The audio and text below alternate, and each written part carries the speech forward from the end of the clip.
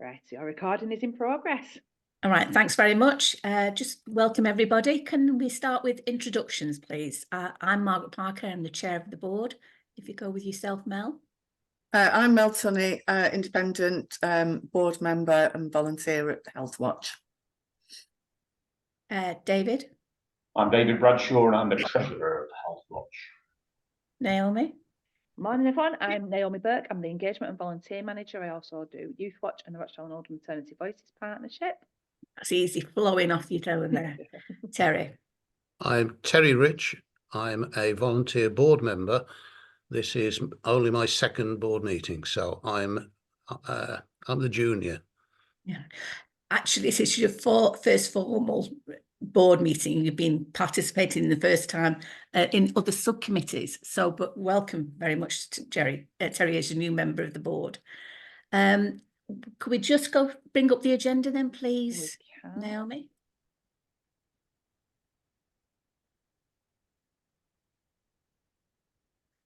And just say, formally register now that we have apologies from Kate Jones, our CEO, who's got personal commitments that's unable to join us today, and Judith Driver and Moira, who are staff members, team members who are committed to other things today.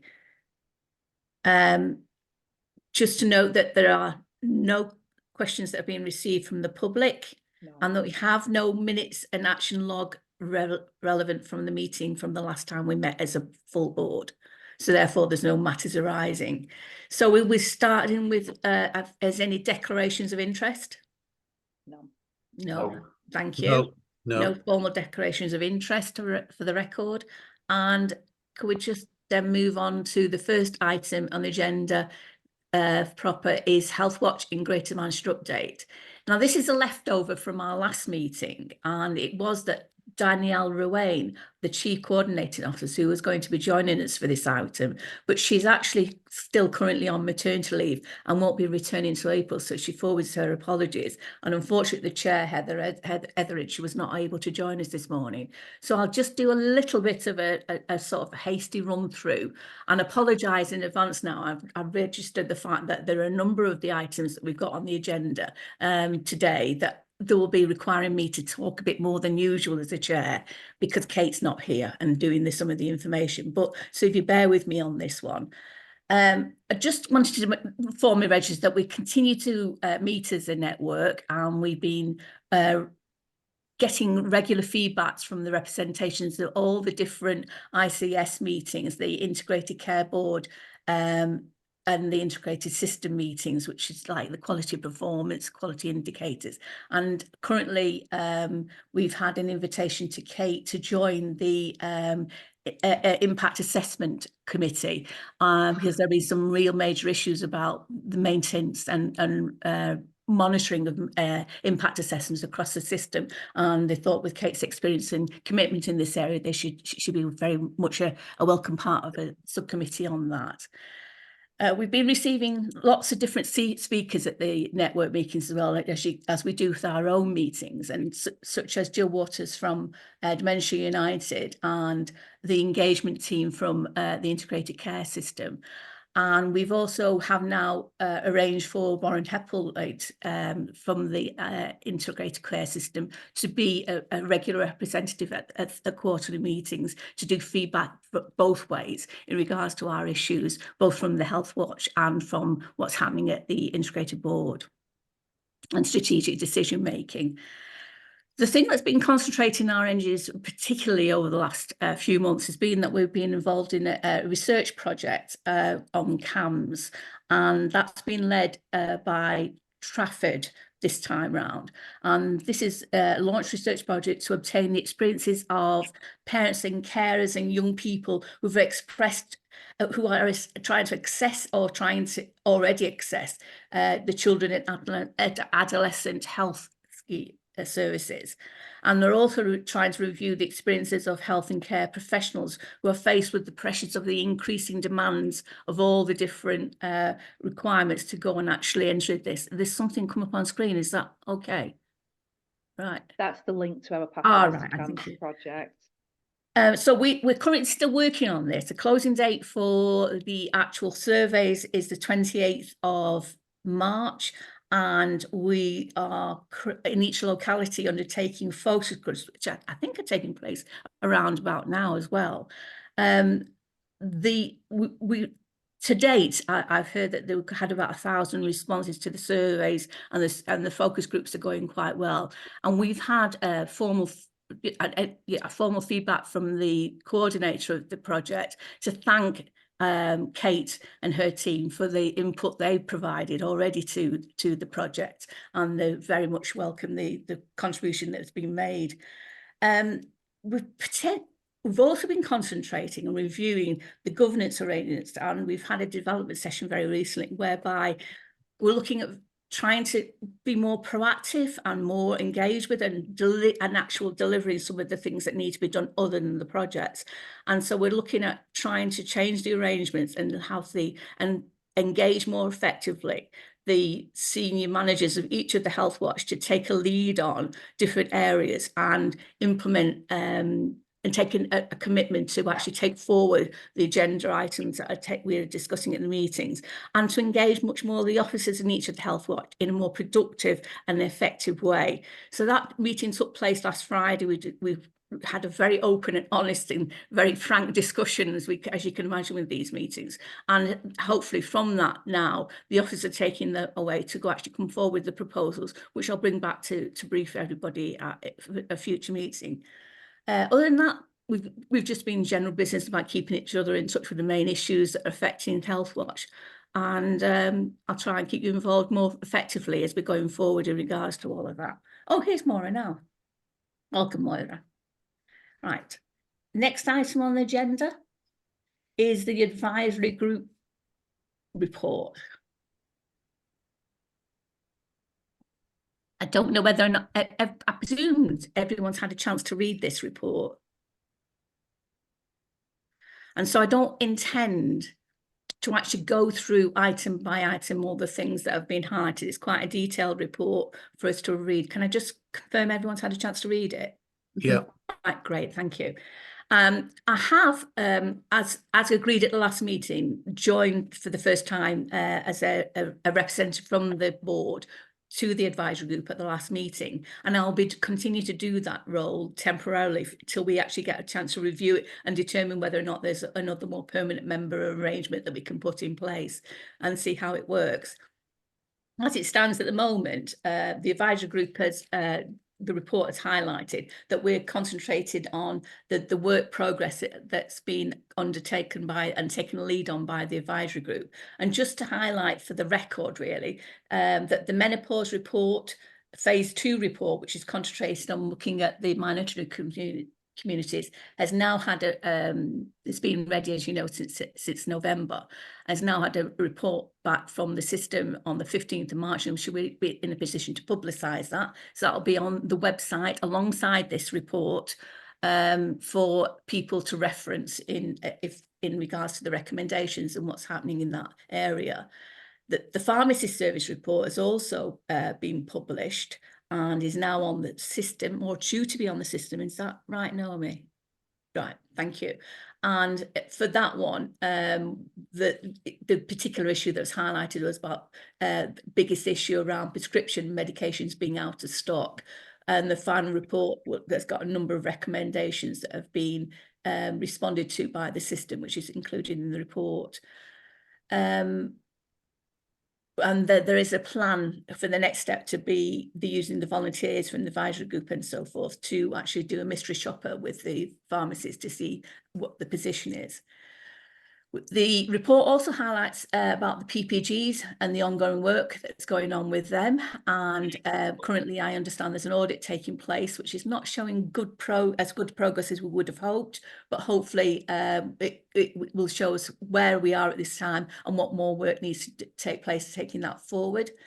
The Alkington Hub engagement report is published now after a lengthy discussions with the system, and I'm pleased to say that the Council's Health and Overview and Scrutiny Committee will take on board tracking the progress and the development on the recommendations we put forward on that. So I think the main, the report also highlights some of the work that's been going on about the positive feedback we've been getting as a system. But I think what we need to be concentrating on today is just highlighting the red flag issues. So you're okay to bring that up then? Thank you.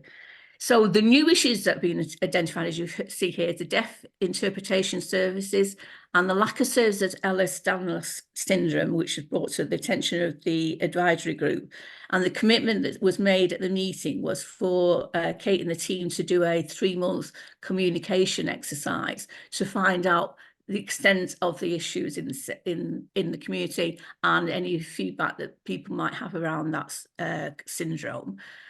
There's the Physicians Associates were raised by at the advisory group, and there's some real concerns around this. And since that meeting, we've had contact through the Healthwatch England, whereby it's a real national issue now that's been brought to many people's attention, and there are some concerns around this. And there's a number of sessions in April where they're going to review our recommendations and discuss together as a national group about what we would be taking forward as recommendations. So we've invited Karen Callan from the advisory group to be our representative at that forum. And then, as you can see, there are a number of issues that are ongoing that have got various different stages of progress. As you see, the memory clinic delays, the response received from the system identified long delays with information, and but we've been given advice about how we can help with offering support whilst they're waiting. The ADH service ongoing issues which we support the system with trying to manage, and that is actually again being taken up at the GM level, where there are a number of concerns, and hopefully our CAMS report will help inform some of that issues and debate as we're going forward. Autism service ongoing issue with GM, they're currently reviewing the position around this. We're just waiting for feedback on what their recommendations might be about trying to address some of the real major concerns about no service for adults in this area. Yeah. Can I jump in? Can I jump in quick? Absolutely, Terry. Yeah. The woman who's heading up Gateway, Helen Story, invited me and our son to the opening of their new cafe, which was done by the mayoral cutting of the ribbon. Oh, yeah.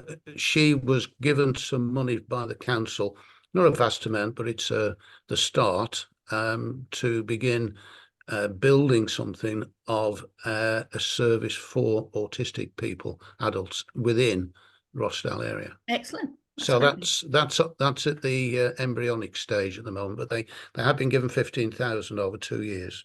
Right then, thank you. That's great news to hear that. I'm not picked up that in other operations really. The interpreter service in GP practice, it takes. Patients have been told, as you can see, 3 weeks for an appointment with an interpreter, and there is a current issue, I understand, with the current provider, but I understand it's trying to be rectified at the moment, and hopefully that will be resolved hopefully improved upon for patients in the very near future. And then there's issues we've picked up on the GPs out of hours service rather, and there's a communications campaign we created in partnership with HMR primary care team. And we're now trying to share this information through the Together Rochdale communications group, and hopefully that will alleviate some of the issues and concerns about uncertainty around that. And then there's been some particular reference here to all the impacts that we've been made over the last few months. So basically what's next is going forward to the continuation of the work programme in line with our work plan, which hopefully we'll be highlighting in the next agenda items. Is there any other contributions, any other questions or issues that anyone wants to raise in regards to that? Can I just ask a question, Margaret? Yes. With regards to the pharmacy work, will we be doing anything additional? Because since we did the report, the pharmacies have been given additional responsibilities in terms of minor ailments and prescribing. Just wondered if, we will have a view on how that is working at some point. I know that's something of interest, particularly to Kate, and she's raised that, but I'm thinking that the mystery shopper exercise that they're planning to do with the pharmacies is going to particularly concentrate on those chemists or the pharmacies that will have that some minor injuries or minor issues, ailments, attention. So hopefully that will bring through some information and may well prompt us, depending on the feedback that we get from the mystery shopper, about doing a more in-depth sort of review of where things are with regards to that. Yeah, thank you. Can I ask a question? Who does the mystery shopping physically? It's staff and volunteers. We literally, between us, do How can something. that- how So we're can- interested in doing that. They'd participate in it. How can that happen if you're going into a pharmacy with an ailment? And I don't understand that. How can it be a mystery shopper if you're going to inquire about a particular ailment at the chemist? It might well be about asking for the appointment and whether they've got available time to actually see people around the ailment. So first level. They still do, yeah. That first level, yeah. Or even going in. Well, I don't know. that's It depends.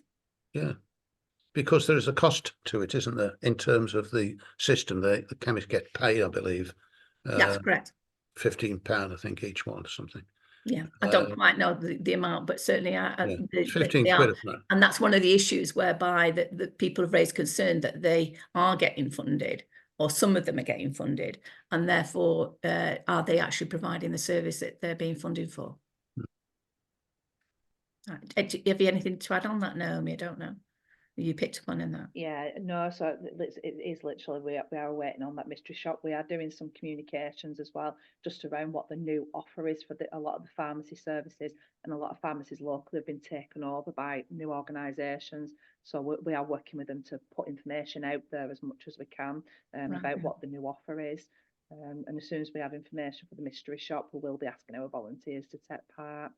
Right, thank you. Any other? I'm not sure. We'll probably try and keep you in touch with that through the subcommittee, Terry, about how that's going on and what the actions are that are taking place in regards to the mystery shopper arrangement. All right, any other, if everyone's okay with that, we'll move on to the next item, which is the business plan approval. Now, I don't propose for us to actually put that up on screen because it's quite a hefty document. But again, I am aware that everyone in the board has had an opportunity to discuss this through subcommittee and see various drafts and versions of this document as we're going through. So I'm proposing that if everyone's okay with this, that we move to approve the business plan, and that we confirm that it's going to be again available online, and that we will be utilising that business plan framework as our monitoring arrangement, and we'll be receiving quarterly reports and updates on it throughout the year. Is everyone okay for us to go ahead with approving it rather than going through the detail? Yes, I agree. I think we've had sufficient opportunity to go through the report, and you know, the approval will mean that it's online for members of the public to have a look at, and obviously it'll be reviewed as we go along. Thank you. Right. Is everyone else okay? I've got a nod from Terry. Yeah. Can't see you, David. Yeah. I thought we had approved it already in the last meeting that we had. Right. Right. I think that's because it was a development session. It's not actually formally acknowledged. It wasn't formally adapted, but thank you for that then. So we move to the next stage, which is the work plan approvals. So this is where we're looking at the next stage in the organisation about not just strategically, but what's happening operationally. So can I hand over to you on this one, Naomi? And I don't know whether Maura will also be contributing. Yeah.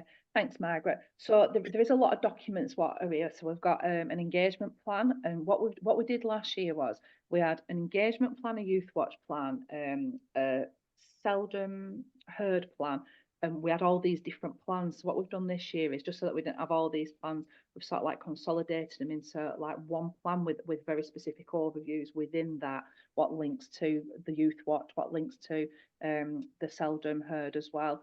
And what we've got separately as well is a training matrix and a communications plan, but all three of them run very well. The plan is that they will run, you know, consistently hand in hand with each other.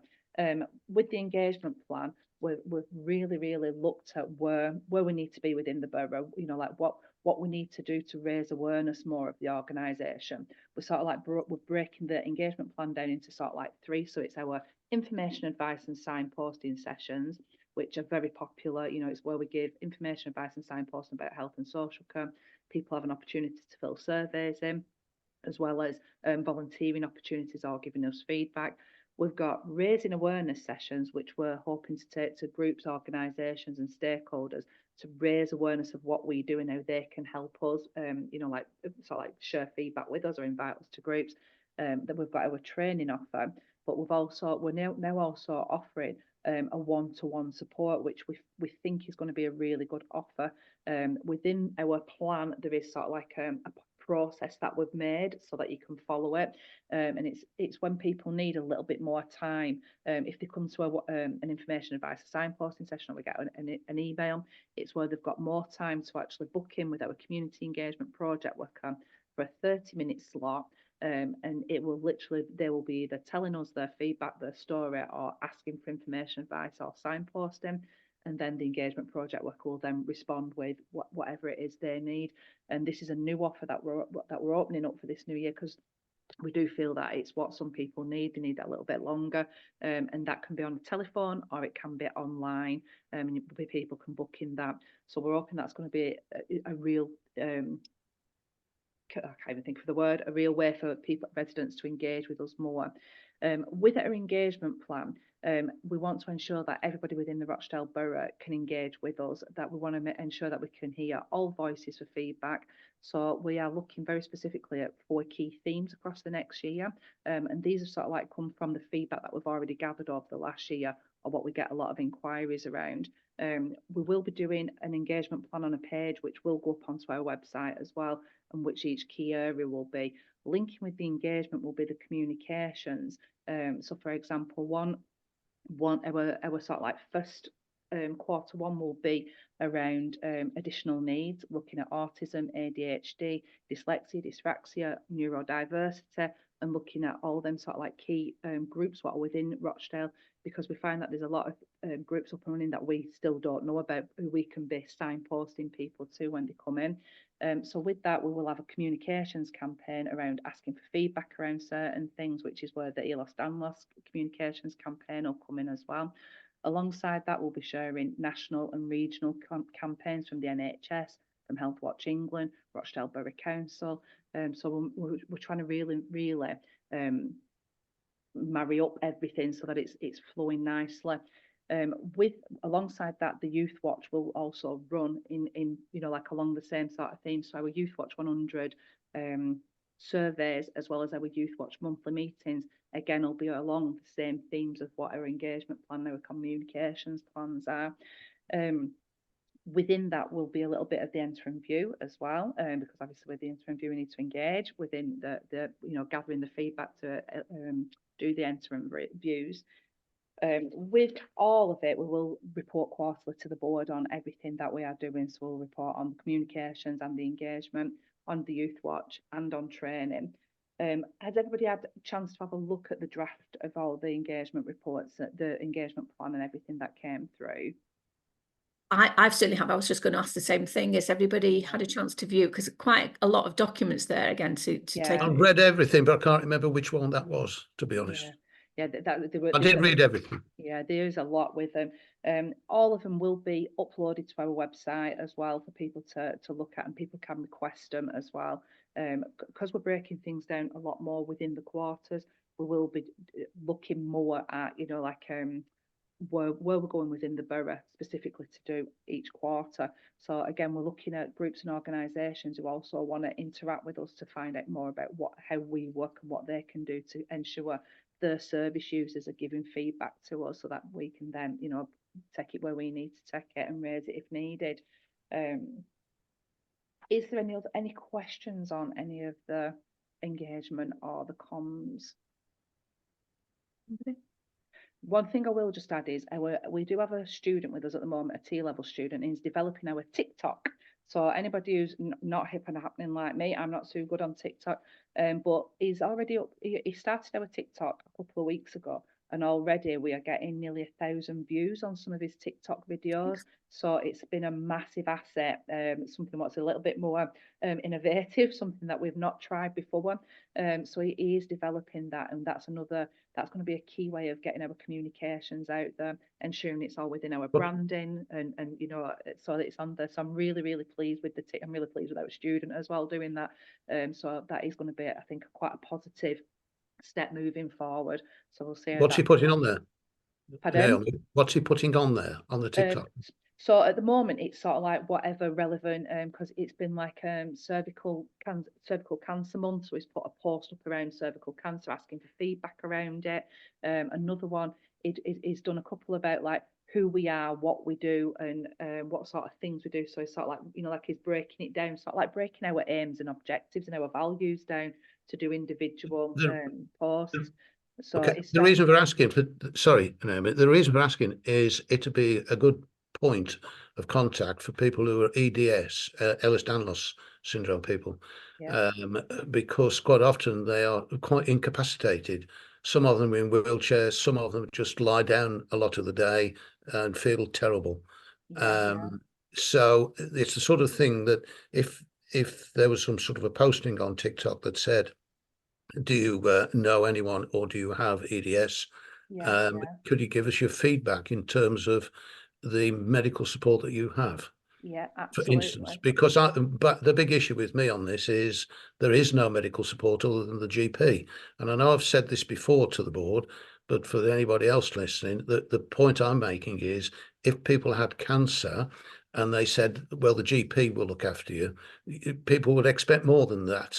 Although the GPs do the job that they do, you want somebody whose sole speciality is in a field that they may then benefit from that expertise and the information that they gather from a bigger catchment. So there isn't one for Ehlers-Danlos, and it is a major problem.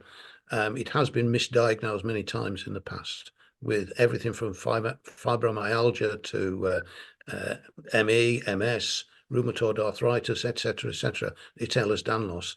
It really does, in my view, need someone to. It's a good suggestion. I presume that's something that's been incorporated or thought about as part of the communication plan in regards to this. Yeah, it needs a net out there, particularly if somebody's on TikTok. You can put a net out to say what's other people's experiences. Sorry, Terry, and that's literally how our communications plan works. So for each area, our student is looking at very specific, what they call the hashtags. So when you hashtag these things in, they get more views, and people who have them in sort of like their viewing, you know, like as their interest, it'll come up more on their feed. So I'm trusting Matthew with this process of the TikTok. And like I say, we'll link in with all our social media channels as well. I'm a Luddite on social media. Me as well. I'm proud of it. But I do think, you know, send our regards to Matthew, because I think he's turning out to be a real asset from a student perspective, and the way he's participating and his commitment is really first class. Good. Great. Any other questions, any other points that anyone wants to raise in regards to the paperwork around this, all the plans that have been presented? Can it be limited to just Rochdale then, when you put something out on TikTok? Yeah, so you can literally, you can sort of like you can do like a parameter thing with it, where it's literally like, do you want it wider, worldwide, or you know, things like that, or you can literally use like the hashtag Rochdale, hashtag Greater Manchester, you know, so you can narrow it down so that more the people who follow then certain things, that's who it'll come through to more. Because that's one of the things, David, in it, we'll need to ensure that it's our Rochdale. Yeah, that's what I was just saying about. You might have 1,000 responses, but if they're all from Oldham, then then we'll signpost them to Healthwatch Rochdale. No, that's brilliant. Thank you. Is in terms of the need, the ask from the board, is it just that we're noting that information and that it's going to go on the system, or is it that you need formal approval from the reports that you submitted? I think it's formal approval. Right, so can I look to the board then for us to, unless there's no other points? No. Can I look to the board then for the approval in regards to the various different plans that have been submitted to us for today? Yeah. Yes. Yeah. Thank you. Is that okay with you as well, David? Yeah, it is. Yeah. Thanks very much.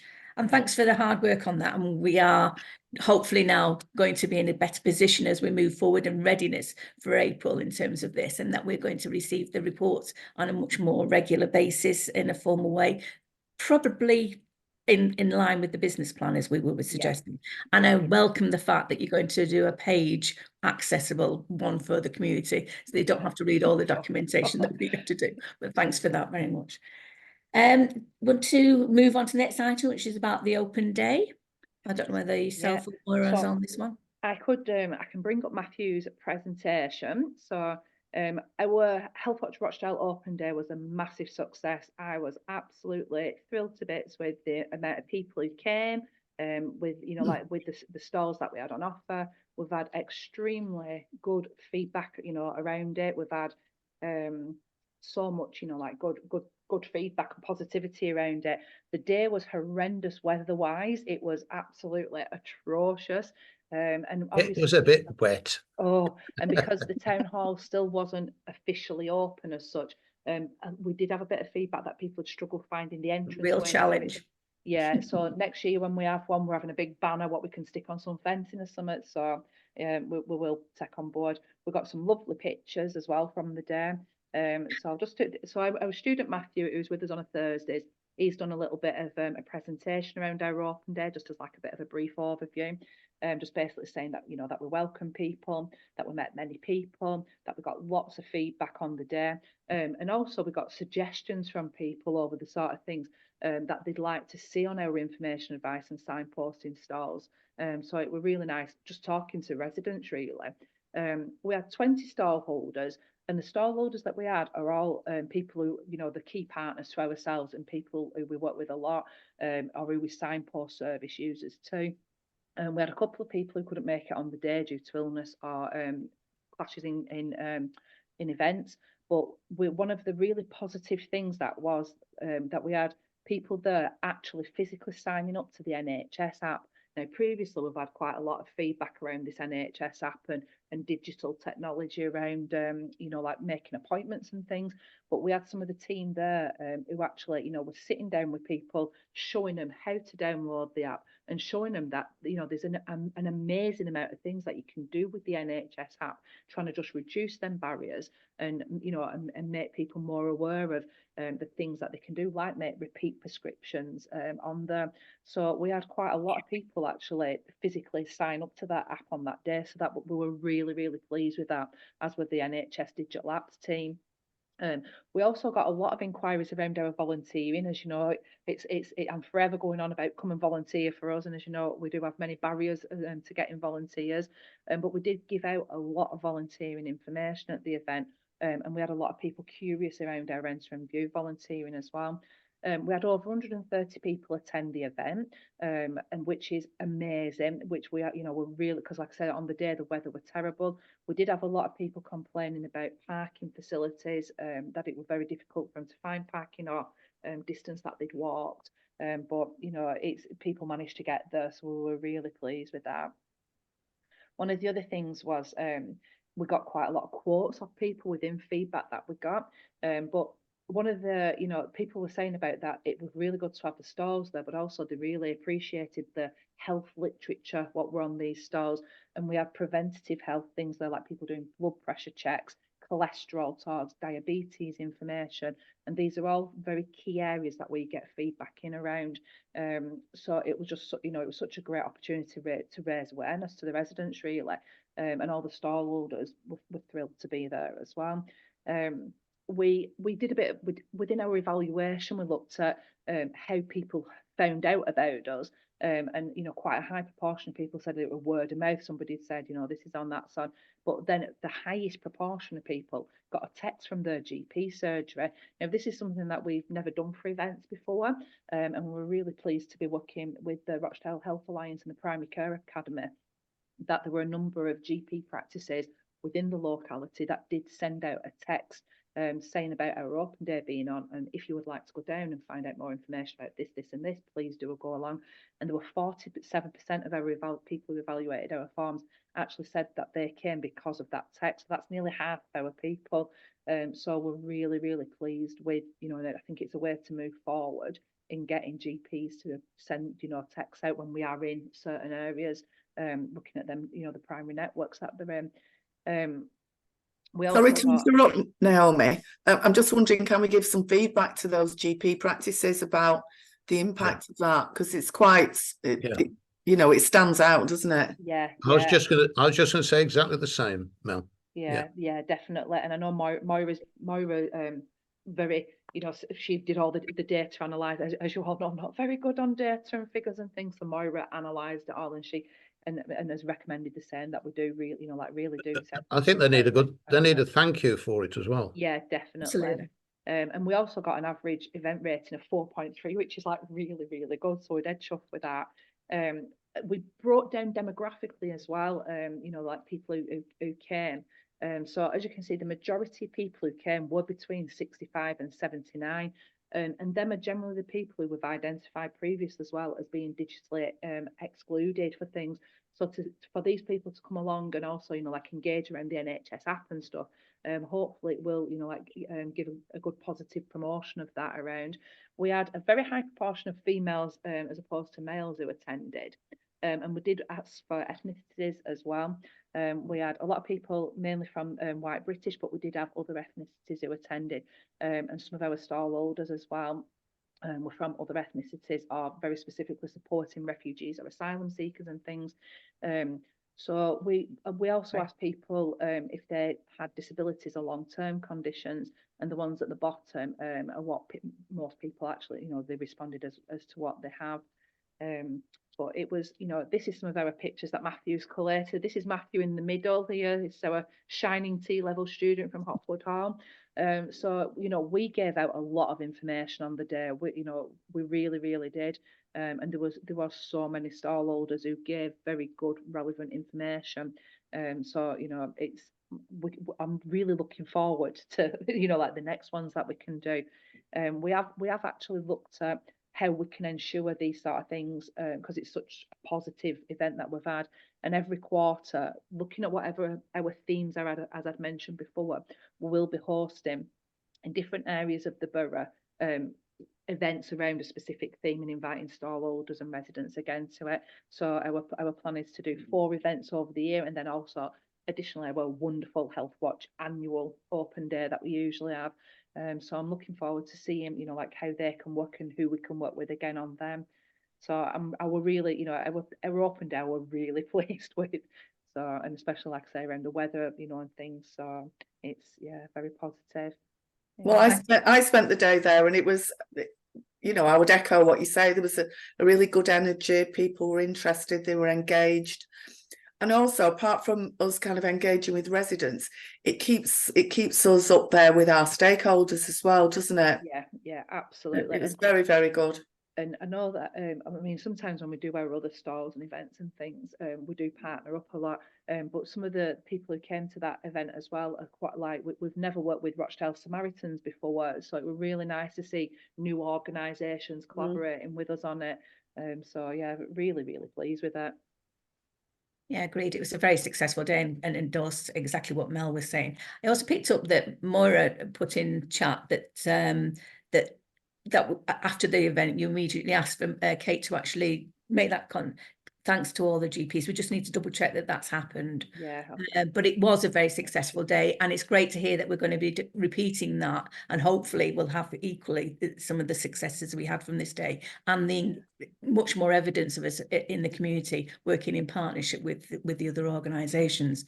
I thought that was one of the very great successes of the day, actually, because like in previous years, I think we've done our open days as ourselves, but inviting and having that partnering arrangement, I think actually strengthened the day. Yes, I agree. Yeah, absolutely. Do you think it might be useful to consider holding the same thing whenever it's done next, presumably next year, on a time where people who are working might be able to get there? Because midweek during the day, a lot of people are prohibited. It's a bit like having a child's parents' evening. You can't have the parents' day during the middle of the day. People are at work, and it might increase the numbers. Yeah, well, that's an interesting idea. I think we should put that formally back for you as a team then to go and look at whether that's a feasible suggestion that we can take on board. Or Yeah, move it over somebody, to, or maybe run it on a Saturday even. I don't know. Yeah, yeah, true. somebody has I've suggested no a idea. Saturday. Yeah, Yeah. that's Moira's just come up with the same thing in Yeah. chat. Yeah, because if you look at the age demographics of our attendees, they generally are the retired, you know, 65 to 79. yeah. Yeah. And as much as we put it out to our youth watch and things, they were all in college or at school. That's So right. they'd all That's give right. apologies that they couldn't come. So I think it's definitely something to consider, Terry, definitely. Yeah. Right. Thanks very much. Any other contribution, any other comments? Right. Thanks for the team for that. It was a really well organised and very successful session, and hopefully we'll find that repeated through the year now. Right then, I think we're now on to any other business. Any other business from anybody else here? I was going to raise, but it's unfortunate that Ben's not here today, and just formally register that for everybody that Ben will be needing to leave us shortly as a board member. He will be joining us, I think, for the next subcommittee, but generally speaking, this is would have been his last formal meeting. But I just wanted to formally register our thanks on behalf of the board for the contribution he's made over the years. I think he's been here right from the beginning, setting up the being involved in very central to setting up the Healthwatch, and certainly made massive contribution throughout the years that he's been part of us. And just think we should thank him for all of that he's done, and wish him well in his new job, where he's been, because of his new role with Rochdale as a policy manager. He's not head of policy. He won't be able to stay in this role because of the conflict of interest, which is a real pity for us. But I hope that he will do well in his new role with Rochdale. I hope everyone would join with us on that. Do you normally go along with a formal thank you, Yeah. sister? Right. Thank you. Yeah. Thanks. Any other matters arising? Any other business, rather? No, I think that's. Thank you very much then. So we'll close the meeting formally. And if it's okay, I wanted to have a chat with the board separately on a private matter. Yeah, thank you. Let me just stop recording. Let me find this. Oh, where's that button?